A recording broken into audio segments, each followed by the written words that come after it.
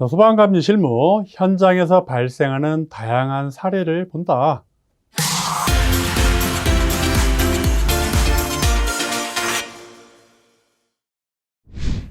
현장에서는 참 예측할 수 없는 일들이 생기죠. 나로부터 빚어질 수 있고 또 상대방으로부터. 여기서 상대방은 보조감리일 수도 있고요. 단장일 수도 있고 시공사일 수도 있고 발주자일 수 있고 또는 허가기관이나 소방서일 수 있겠죠. 이런 예측할 수 없는 사례들이 생깁니다. 현장에서 발생하는 이제 사례가 여러 가지 있는데 좋은 점도 있고 안 좋은 점도 있는데요.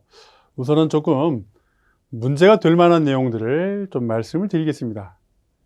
시공사에 의지하는 소방감리원. 자, 첫 번째 제목을 이렇게 뽑았는데요. 시공사에 의지한다. 자, 저희가 소방감리의 정의를 얘기할 때 기술 지도와 감독을 하는 것이죠. 감독 권한 대행이 있기 때문에. 근데 시공사에 의지한다. 내가 기술 지도를 해야 되는데 시공사에서 좋을 대로 하세요.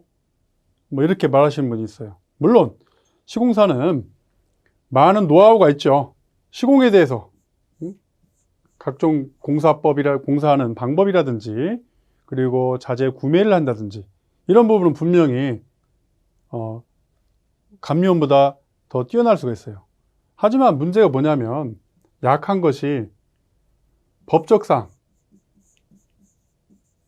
수신 법적사항이라든지 그리고 원가에 대한 집착을 하죠. 원가를 최소화하기 위해서 집착을 해요. 그러다 보면 품질에 문제가 생길 수 있습니다.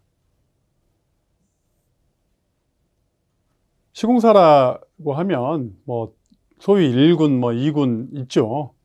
메이저 회사 있어요. 우리가 잘 아는 삼성, 현대, 대림, GS, 대우 이런 회사들이 메이저 업체예요. 분명 인적 구성이 뛰어나고 노하우도 많고 그렇습니다.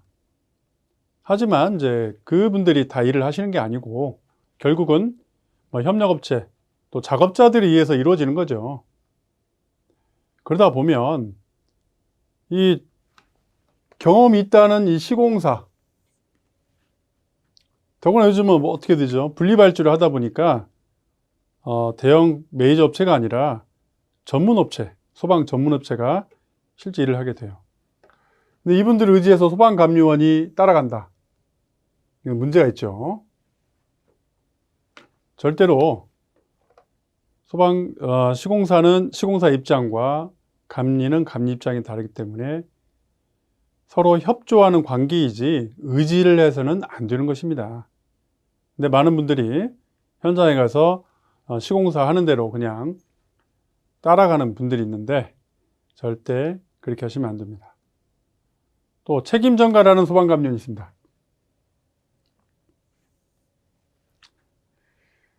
내가 판단하고 결정했는데 책임을 꼭 누구 때문에, 시공사 누구 때문에 이렇게 됐다, 설계사가 잘못해서 이렇게 됐다, 발주자가 지시를 잘못했다, 이렇게 이제 책임을 전가하시는 분이 있어요.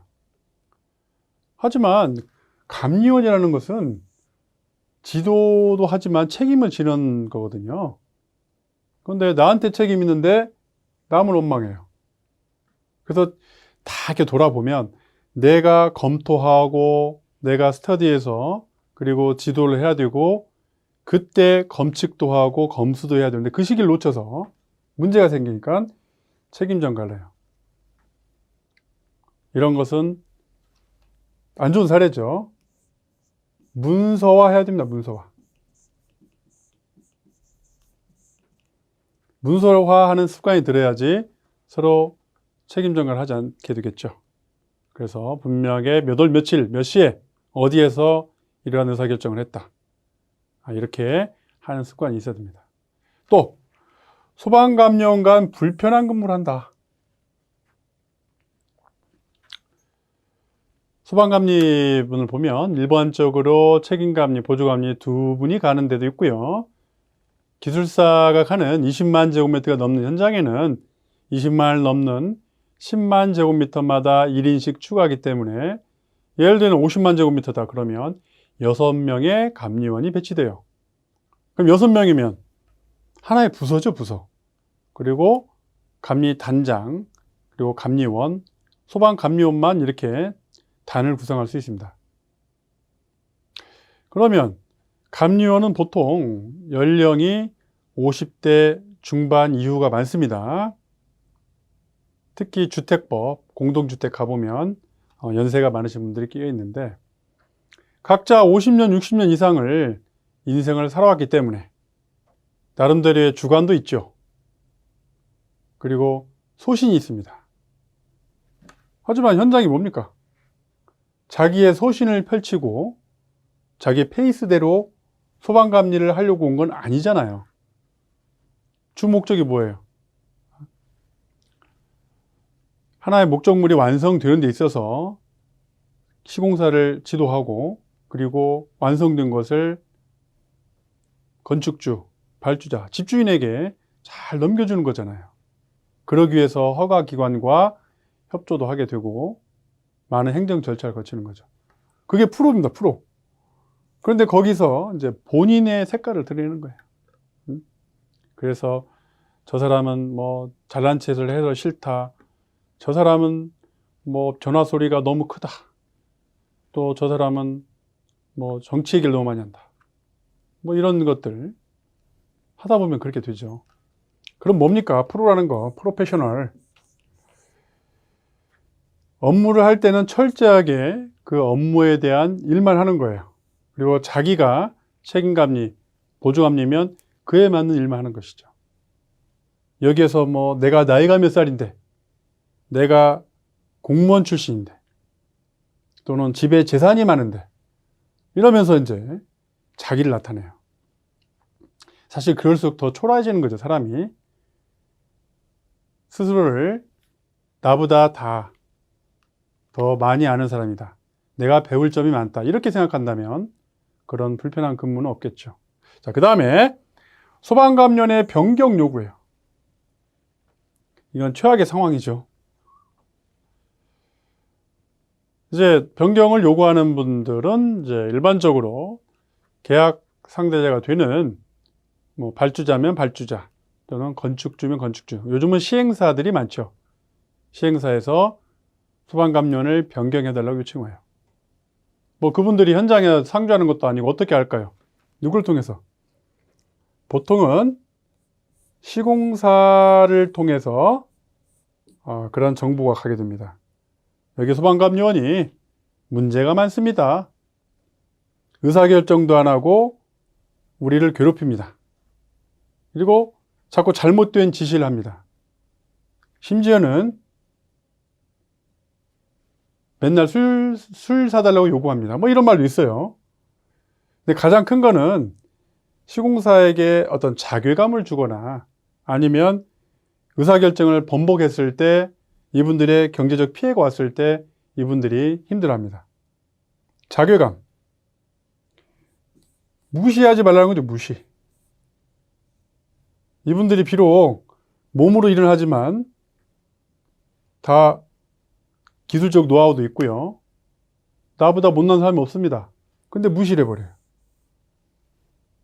사람이 무시당했을 때 가장 끔찍한 결정을 하게 되죠. 극단적인 행동을 하게 되는 게 바로 이겁니다. 근데 이런 것을 생각하지 않고 대했을 때 이분들이 어디로 가느냐? 발주자를 만나죠. 또는 시행사를 만납니다. 언제 만나요? 낮에? 물론 낮에도 만나죠. 그렇지만 업무 외 시간에 만나게 돼요. 그러면 더 깊은 얘기를 하고 감정적인 얘기를 하게 되겠죠. 이게 문제고요. 또 하나는 감리원끼리 같은 감리원끼리 이제 서로 마찰이 있고 싸우죠, 싸워. 그럼 누구에게 보고해요? 본사이죠, 본사. 본사에 이제 자기 잘못한 거는 다 감추고 상대방의 잘못된 것을 계속 얘기를 해요. 저 사람은 실력도 없고, 인간적으로 뭐 문제가 있고, 인간성도 그렇고, 뭐 시시콜콜한 거. 뭐 화장실 갈 때 슬리퍼를 신고 간다는 등, 밥 먹을 때 뭐 쩝쩝 소리를 낸다는 등 별 얘기를 다 하죠. 낮잠 잘 때 코를 곤다든 뭐 이런 얘기를 해요. 뭐 심지어는 일은 안 하고 공부만 한다고 이런 분도 있어요. 그래서 참 안타깝죠. 그런 걸 막상 이제 개별적으로 이렇게 질문을 하면 서로도 불만을 얘기합니다. 뭐가 진실인지 뭐가 거짓인지 알 수가 없어요. 그러나 확실한 건 뭐냐면 서로에게 배려하는 마음, 배려하는 마음이 없는 거예요. 이 불편한 근무를 하는 거죠. 프로로서 프로페셔널하게 서로 배려하고 자신의 업무에 최선을 다했을 때는 이런 일이 별로 없겠죠. 하지만 이런 부분들이 이제 가장 또 힘든 부분이에요. 이제 변경 요구가 들어오면 이제 본사 입장에서는 어떻게 이걸 결정해 줘야 되나, 누구 편을 들어줘야 되나, 이런 이제 고민이 들어가게 됩니다. 그래서 이런 사례에서 볼 수 있듯이 서로를 배려하는 마음이 가장 중요하다고 할 수 있겠습니다.